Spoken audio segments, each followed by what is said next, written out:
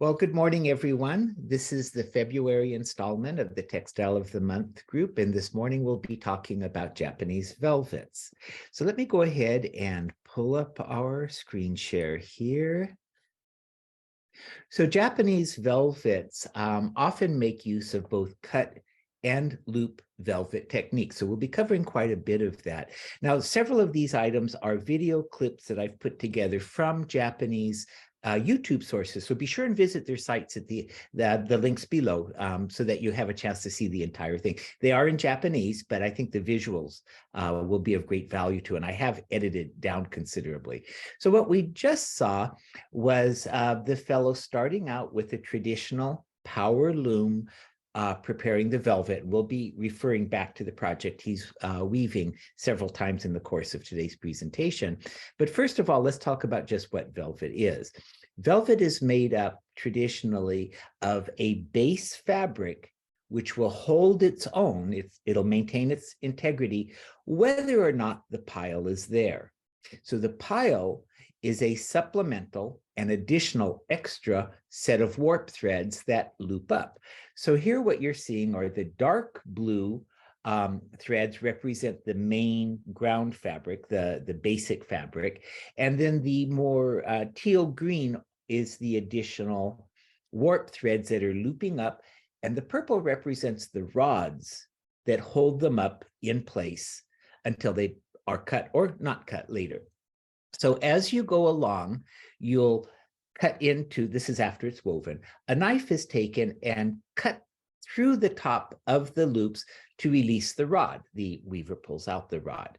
And once this is done, you wind up with this nice fuzzy pile.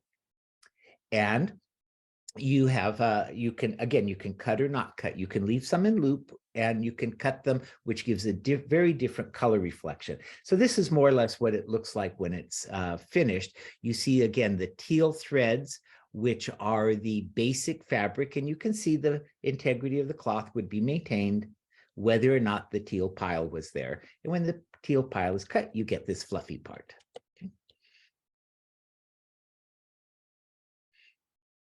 So if we go back to some of the weaving structure itself, you see there's a mirror. The Japanese weave with the face side down, so a mirror helps them to keep track of what they're viewing. The rods that you saw were the ones holding the pile up, and this is the finished piece in what terms of what he was weaving. This is a loop velvet, not a cut velvet. Okay, and as I said, Japanese often have strictly loop patterns. It's quite common. So if we look at the weave setup itself, the lower set of threads are those that are creating the basic fabric, and the upper set of threads are those that will create the pile. The upper thread is often quite a bit thicker than the basic foundation weave. Generally speaking, the video tells us that these additional supplemental warp threads creating the pile, that there are approximately 360 of those that they're using for this width, but there are another 3,200 that they're using for the basic fabric. Okay, so it's quite fine thread. Even the thicker thread is quite fine. Now, in this case, he's also including a metallic thread in it, and he's spacing out the rods a bit to create a more open pile. What he needs to do is hold those rods back out of the way, because if he doesn't, the metal thread will get caught as it goes back and forth. And again, this is a power loom, and so the shuttle is being shot back and forth, but he still has to monitor it. As a matter of fact, in this particular case, you'll see that he has a problem, and we'll go over that in a moment. The metal thread itself is not terribly strong. It doesn't need to. The fabric's not dependent upon it for strength. In the old days, this was gold or silver or copper laminated to paper. Now I'm going to stop for just a moment. Laminated to paper, but nowadays, generally, it's laminated on both sides to mylar. When it was done on paper, it was just on one side, and it was being woven by hand. So of course, the weaver has to be very careful to keep the shiny side up, or the paper shows. Okay, when it's done on both sides, that's not so crucial, and it allows them to use power looms where you don't have someone monitoring that to make sure that the shiny side is up. Now, in this case, what he's noticed is one of these threads broke. They break quite often. You can imagine how fine that thread is and how many threads he has. They break often. So it's important for them to monitor that constantly, because once it breaks, you've got a problem. So you see, he just reached up to pull down an excess piece of thread that he had prepared. He's tying it on, and then he's going to go ahead and thread that through the heddle if it's not already, and then through the reed. The problem is he can't just pick up weaving where he left off, because there is a flaw in the weave. So what that necessitates is, once he's prepared the thread, he'll go ahead and tie it off or weight it to keep the tension proper. And then he'll go back in and unweave the work that he's completed so far until he can get back to the point where the thread originally broke. Okay, and you'll see him doing that here in just a moment. So right now he's getting the thread in position.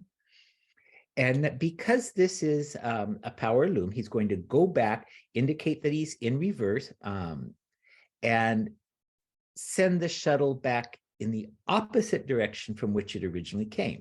So he's picking through to get some of the threads loose, making sure that there aren't any other flaws or broken threads. He wants to fix them at the same time.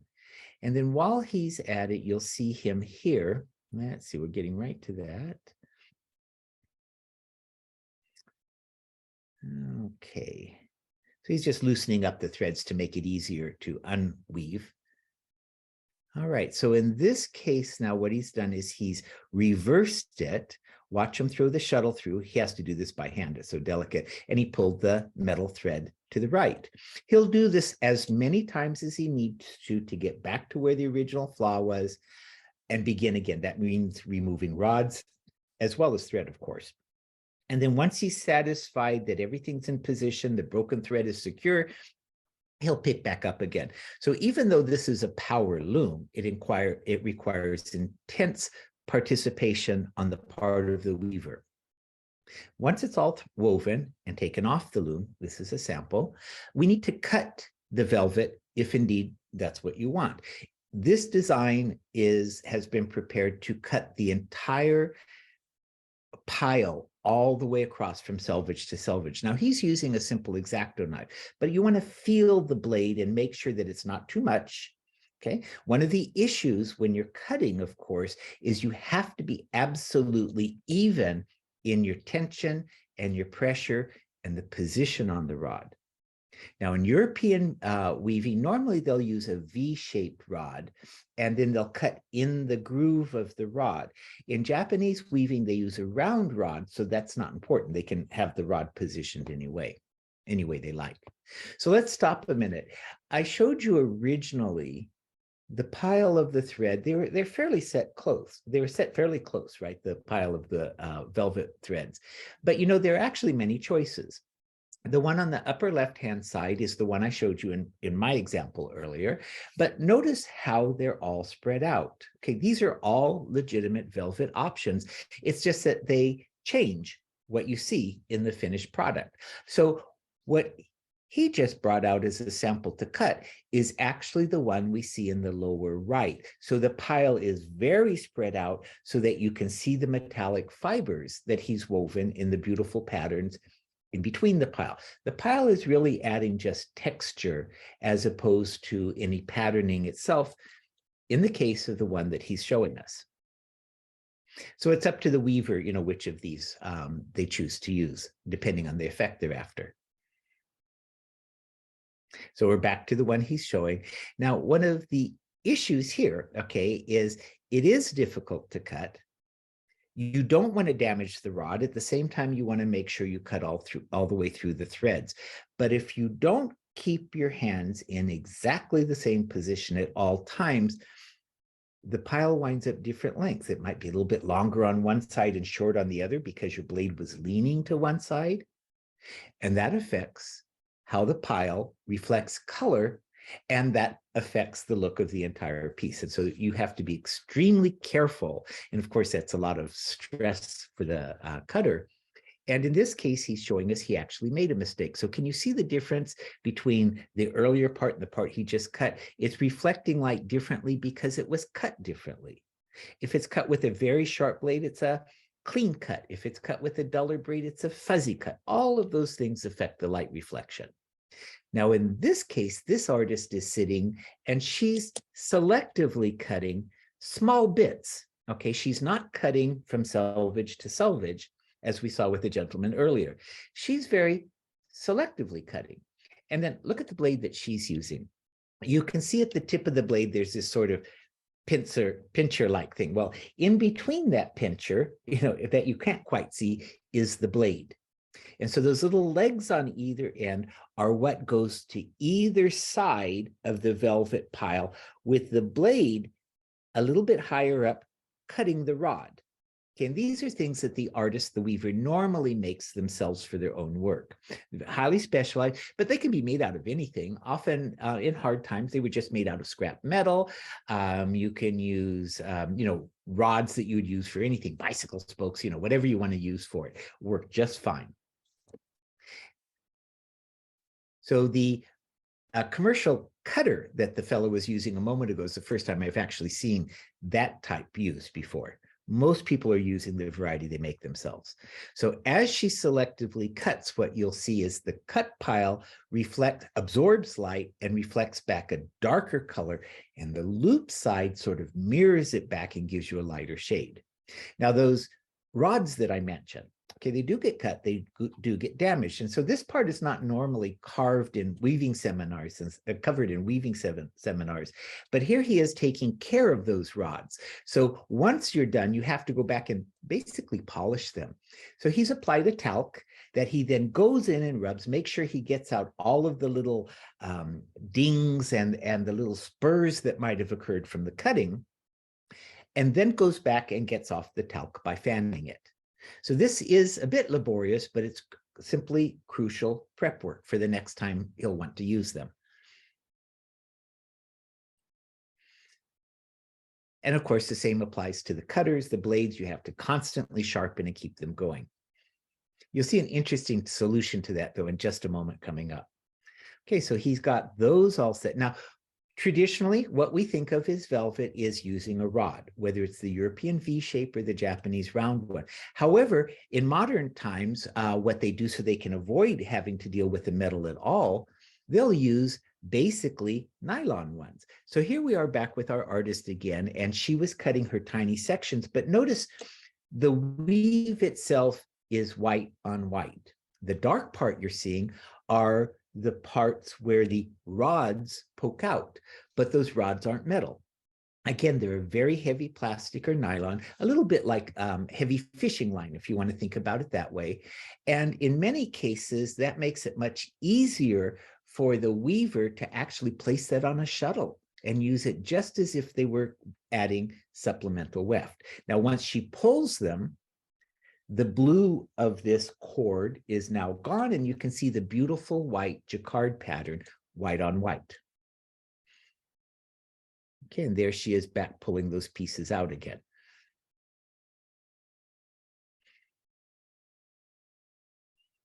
Okay, and here, this gives you an idea. You can see right here, this is the section of this weave that's been cut. Everything else is looped. So again, this is very common in Japanese velvet weaving to create what seems to be a difference in color, when in reality, you're taking advantage of the properties of this fiber, and you're giving dense, rich, velvety, light-absorbing color in combination with the loop, rounded, light-reflecting qualities. And actually, your sample of the month is featuring that. Okay, you'll notice in your sample this month that you have both the cut and the uncut aspects in your sample. So this is a much wider piece. Also notice his cutter, somewhat similar to hers, and he's going all the way selvage to selvage, but there's no pattern in this one. This is a solid velvet that we kind of normally think of velvet with no pattern in it. And you can imagine layer, rod after rod after rod, having to cut that and maintain your attention can be quite stressful, okay, and a bit monotonous. So there are ways around that. One other thing I'll mention too that you just saw in his piece, the bolt has all of the metal rods in it. Okay, so as the Japanese weave, they leave all of the rods in the bolt as they wind it onto the front beam. Traditionally in European weaving, you sort of cut them out as you go. And that allows the Japanese to go back later and selectively cut in a way that's a little bit more difficult with some of the European techniques. So notice this particular loom. Notice that there are many more sets of warp than you might think would be needed for what we've discussed so far. But this is a double weave. They're weaving they're weaving two separate lengths of regular yardage, top and bottom, but then your velvet thread is going through both layers back and forth, back and forth. Now, notice on the left here, what I was showing you, I want you to take note of what that little tool is doing. We'll cover that again in a minute, that funny thing going back and forth. Okay, so you have these layers, the two layers of velvet with these little things reaching down and through both sides. So the reason we're doing that way is they developed a very clever technique. If you weave these two layers with the pile facing, you can get two sheets at the same time. So you recall earlier, let me back up just a fraction here. Oops.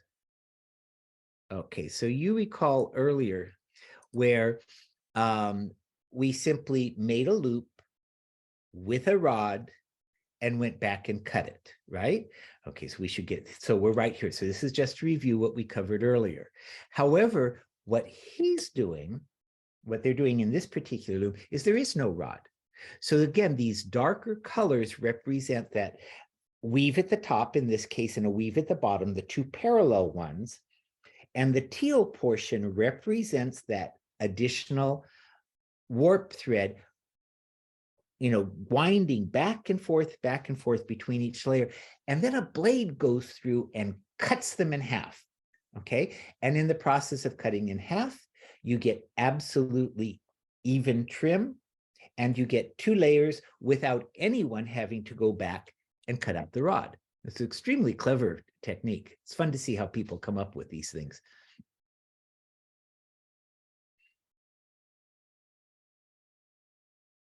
And here you see them working on it now.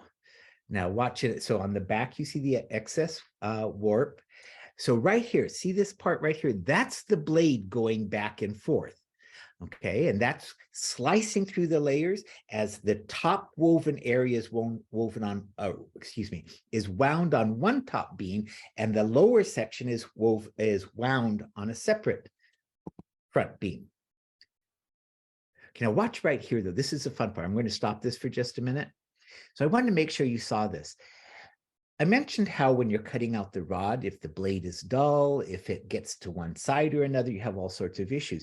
Well, when you're dealing industrially with cutting the velvet, the blade gets dull very, very quickly. So look at this. They actually have a sharpening stone included as part of the loom. So as the blade slices and comes back, it automatically goes across the whetstone and the sharpen, goes back, cut. So it's always at exactly the same level of sharpness. This is what I really enjoy about this type of research. It's a delight to see what brains have come up with to solve common problems. Okay, now the upper section here is this additional warp thread that will create the pile. The women below are tying two separate sets of warp threads that they're going to be, they're just tying onto the loom, basically, is what they're doing below. And in the video, they tell us that each set of warp threads, and this also includes the pile above, they're approximately 200 kilometers per thread. That's the length of each thread, okay? And so that's about 130 miles or so in length, just to give you a notion of what they're dealing with. So you can see how quick they are in terms of tying one set of warp threads onto the next. Okay, and above you have that supplemental warp for the pile. Okay, and then preparing the shuttle itself, because this is a power loom, everything is done as automatically as possible. So in this case, they're winding the thread onto the bottom or the quill, and it's going to fill the entire quill, and that in turn gets placed in the shuttle. And you saw to the right all of the different blank quills ready to drop down and be wound as the next one drops down and is wound. So the lower section there are all of those spools of white thread, that the miles of thread that are threaded up, going through. They're going through a plastic board with a whole bunch of holes in it, and he's preparing the warp threads. So that entire width needs to be done, and he's doing it in smaller sections. Each cluster that he's preparing has approximately 200 threads. Okay, so you have many, many multiples of 200 threads to come up with many thousands of threads, which make the warp threads of the base fabric of the weave. And since he's preparing to tie it on, he wants to make sure that everything is lined up properly. There are no threads out of line, nothing's broken. And so he's inspecting that as he goes. I bet the weavers in the audience wish they had a warping machine like that. Okay, so as he moves it in, you see that he's going to go ahead and tie off little sections just to keep them separate.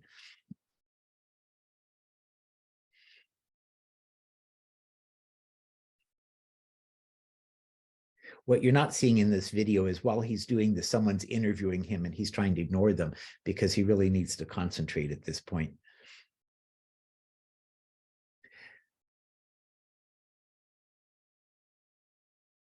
Okay, now once he has the first few separated out like this, to make it easier to actually warp the loom later, he'll go ahead and get it going full force.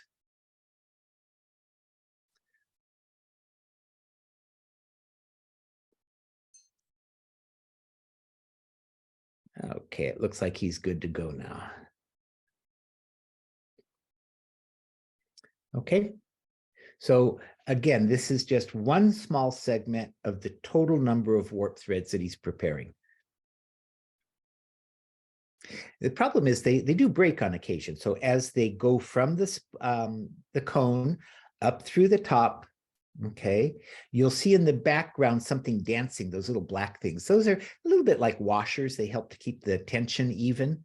They're little round ceramic pieces. And so they make sure that the tension stays even on the threads as they feed through that larger plastic panel with holes in it.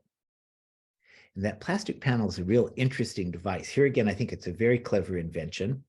So we'll follow those threads over, and on the right there, that plastic square is what I'm talking about. So look what happens. Each of those threads is attached to a little rod. It goes through an eyelet in the rod before it goes on to the huge drum. And if one of those threads should break, what happens is that rod, because it's no longer held up by the thread, drops. And the minute it touches the surface below, everything shuts off automatically. Okay, it's a really ingenious way of making sure that you don't lose track of one of your warp threads, which would create disaster later down the road. And so when those drop, it stops that huge drum automatically. Okay, and that gives the older gentleman a chance to find that thread, to tie it on again, and to keep going. And actually, that happens kind of a lot. These are very, very thin threads. And so this was, I think, a highly ingenious way of dealing with that. Okay, now we've talked about, creating pattern and so forth. And so often Jacquard looms are used in combination with the velvet technique. And the Jacquard loom, a Jacquard loom will allow you to do very complex patterns if you like.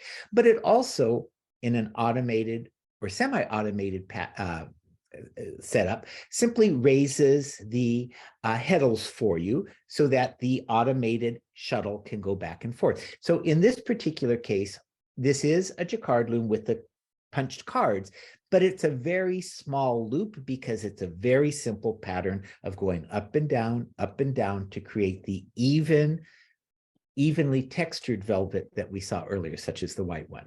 So you see, it's just a small loop. It's going around and around and around and around. However, if you wanted to create a very complex pattern, you would have a larger loop. Now, another way around that loop, because the paper wears out and the holes get a little bit bigger with time, when it's a simple pattern, what they do is they just make a metal cylinder. That's basically the same thing. So the cylinder also has holes punched in it. And as it goes around, it allows the proper pins to drop, which raise the heddles for you. It's a lot like, if you think about it, it's a lot like an old-fashioned music box that has the little cylinder with the pegs sticking up that clink the notes. These simply happen to be holes. And the mechanism that triggers the raising of the heddles comes about by dropping in the hole. It tells the machine which threads to pick up to create the pattern. A lot like an old-fashioned key punch or, those don't fold, spindle, or mutilate cards we used to get way back in the 60s and 70s. And here you can see the holes as they form the pattern. Each hole tells a specific thread what to do. Getting past that, okay, we're going on to someone who's not quite as automated, but she's using, as I mentioned earlier, a very complicated pattern, and therefore she needs a whole lot more punched cards in order to tell the loom which threads to pick up and when. So these form whole libraries that they store. And here you can see several volumes from that library stacked up. Not all function that way. So here you see the upper areas of the Jacquard loom with the cards in place. But going back to this fellow who was weaving earlier, he wasn't using those cards. Instead, they've mechanized and they actually simply use a computer chip to run the whole thing. So he doesn't have all those cards. And what that means is they can use it forever as long as the information doesn't degrade, because there are no cards to wear out. They still have all the mechanical parts that need to be directed and moved. The loom functions exactly the way as a card-driven Jacquard loom does. They just don't have the paper to wear out. So let's look at a few finished samples. This is an evenly woven layer of velvet that they've gone back and prepared by decorating with a katazome technique. So they've simply done rice paste on this silk velvet and used the natural dyes to stain the various colors on it. Now, the fellow in the video keeps saying, he's sure this is the first in the world ever done that way, and it's a gorgeous piece. But I actually have a piece coming up that was done in the late 1800s. It belongs to a friend of mine, and it's a beautiful, far more complex piece than this. Each has its own beauty. And katazome on velvet is not that modern innovation. Okay, that has been done for quite some time. The velvet is treated just like regular yardage might. Pile's a little bit difficult because it's standing up, but for those katazome dyers in the audience, you simply make your paste a little bit wetter so it can go into the pile. And also silk velvet normally isn't really thick like cotton piles are. Okay. Now I'm going to have several samples here where this is an all black piece. What you're seeing in the patterning is just the different ways that the cut portion reflects light in contrast to the way that the loop section. But again, the threads are all exactly the same color in each sample's case. And again, typical of Japanese, they selectively cut. Now, this is one that's not cut at all. It's all white. It's quite beautiful. It might be dyed. It might not. Might be selectively dyed. Here and there, hand painted. Might not. But the loop itself is still velvet. It's just called loop velvet. Now, this is the piece I mentioned. This piece is from the late 1800s. It's silk velvet.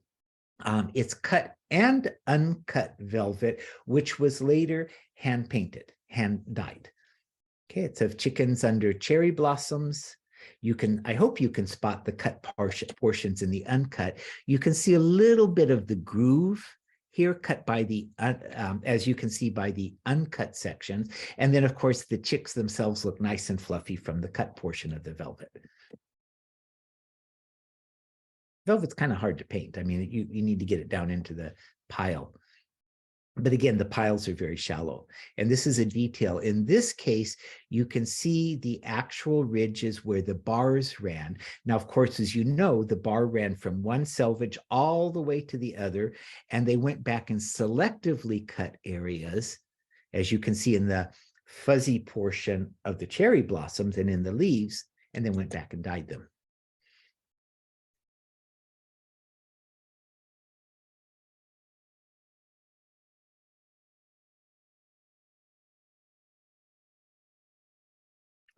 And this is the entire screen. So it's a lacquered screen with the 4 panels. You see this about 6 feet tall, as I recall, about 6 feet.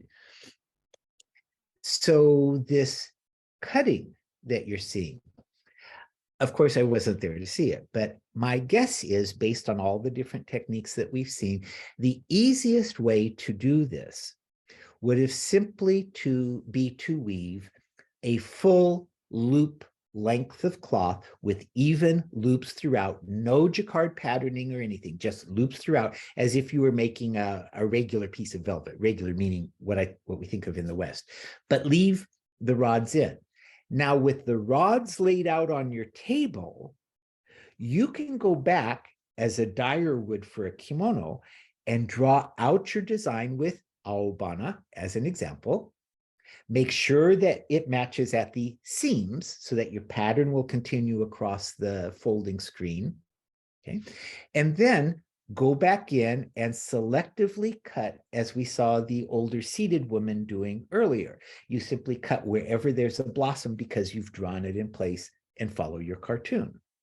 Once everything's cut, or even as you cut it, you can go along with your dies and touch in each little section doing your shading. And that's how you create this kind of panoramic piece.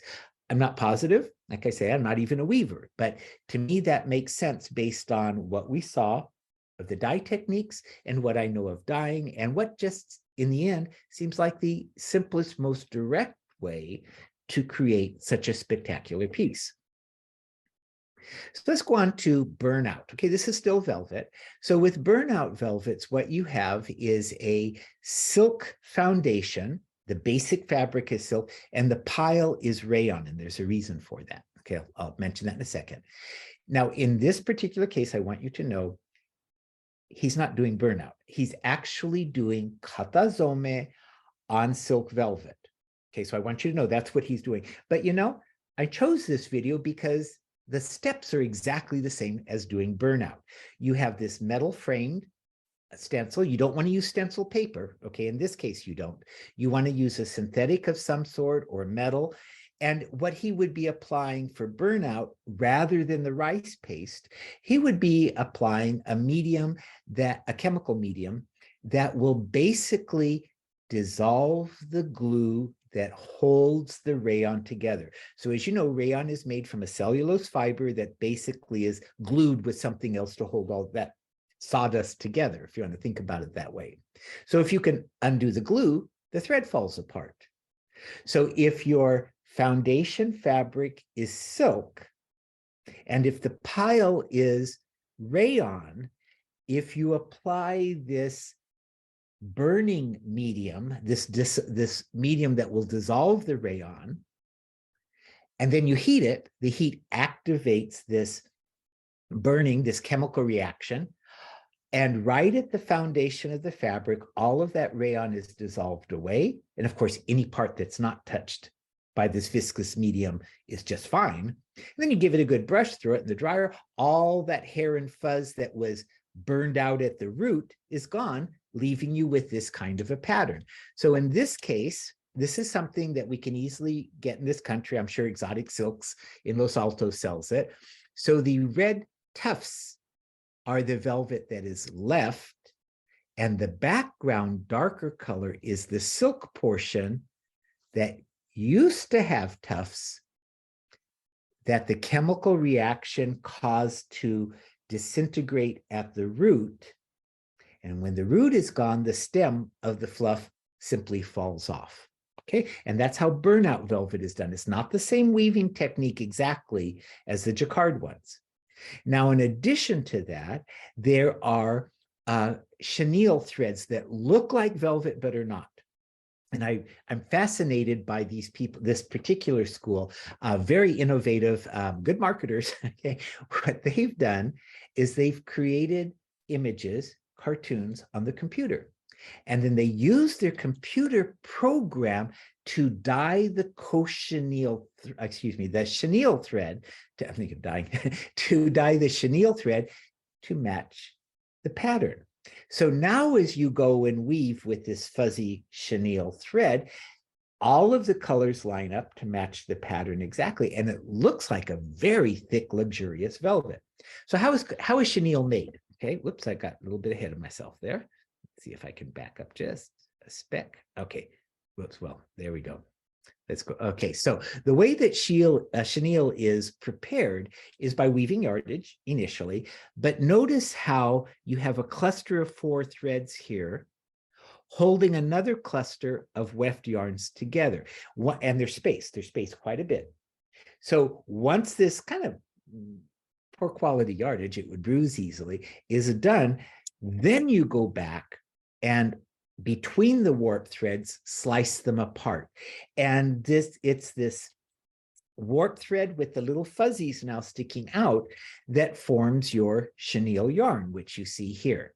Okay, it's very much like a bottle brush in the end. The structure is just like a bottle brush that you might have in the kitchen. So here's an example of what appears to be velvet in the tufts, but in reality is chenille thread. Now you can see the velvet here. So often chenille is used in combination with velvet techniques. So we see the undulating lines done in velvet, but the petals themselves have a much thicker, higher loft, a more cuddly kind of look to them than the uncut velvet.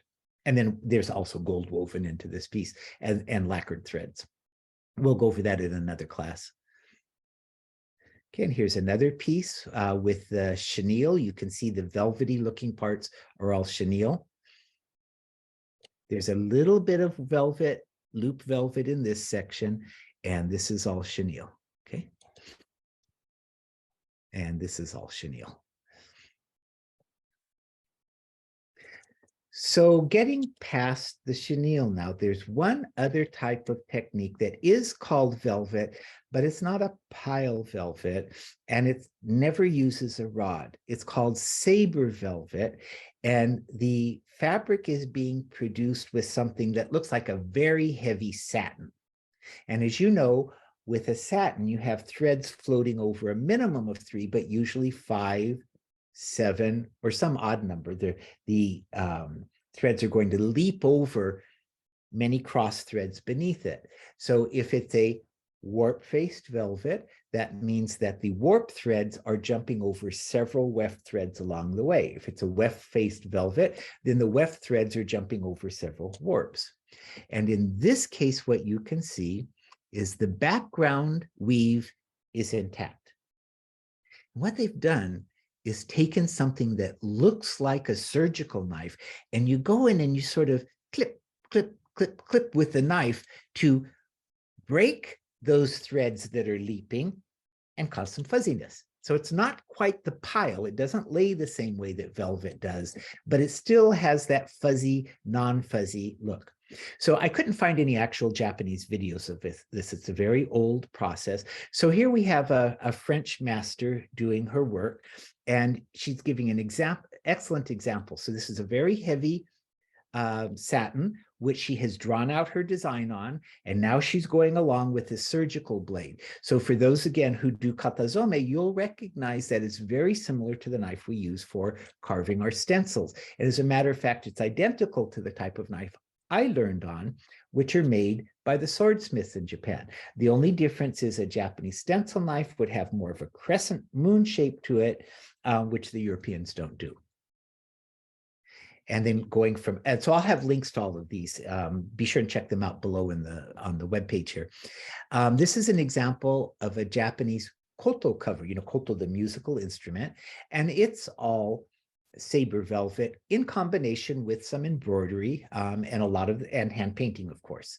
So as an example, just a quick piece here. Her hair is all done in Saber form. Her face is not. Her eyebrows are Saber velvet cut. Her eyelids are her nose outline. These are very fine images, but the background is not, and the old guy's bald head is not. You want it shiny, okay? You don't want a fuzzy bald head. Okay, and this gives you an idea of a portion of that koto cover. And we have a few details coming up. Okay. And as you can see, there's a little bit of gold embroidery there, but a lot of detail, very delicate workmanship.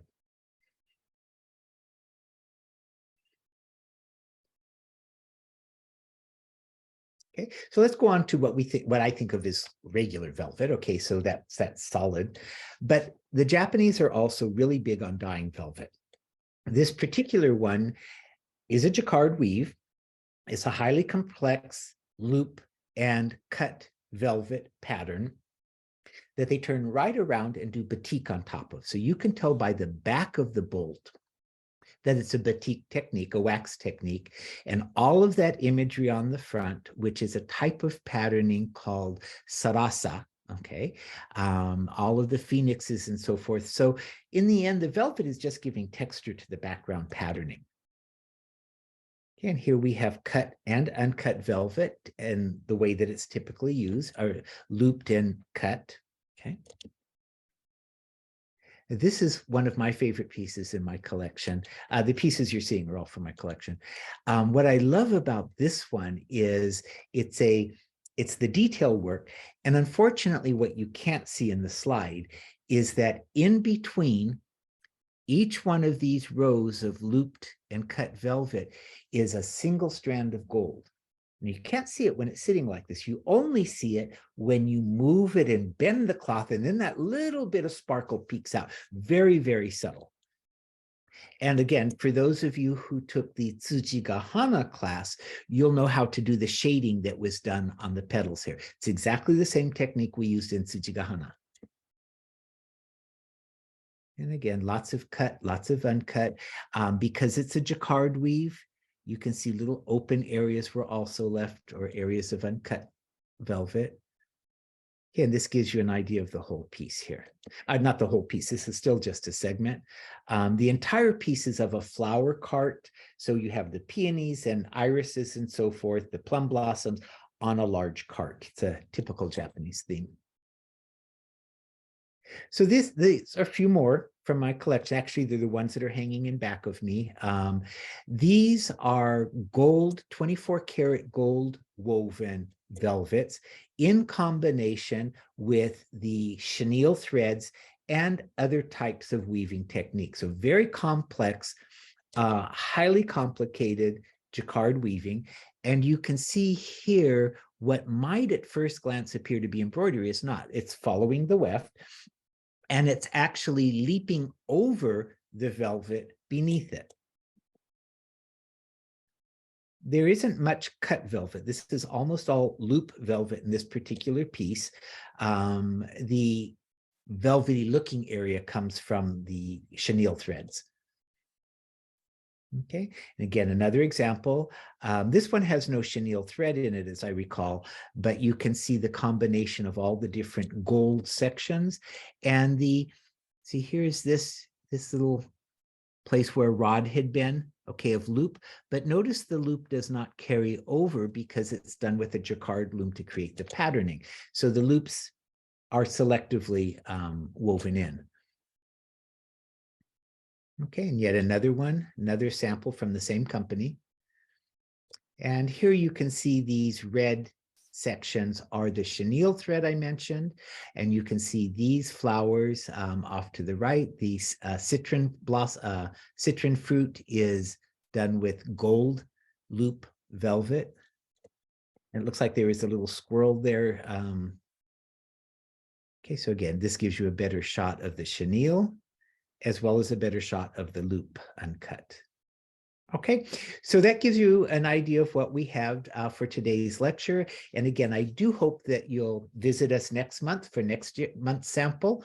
And to also check out, again, I've mentioned this, but I'm very grateful to the different websites from which I've been able to pull from our samples. If you'll visit the sites in the links below, you'll find that all of these sites have a great deal more information on them. So please patronize them by visiting their sites, and that keeps this information available for all of us. So thank you again, and I'll see you next time. Till then, bye-bye.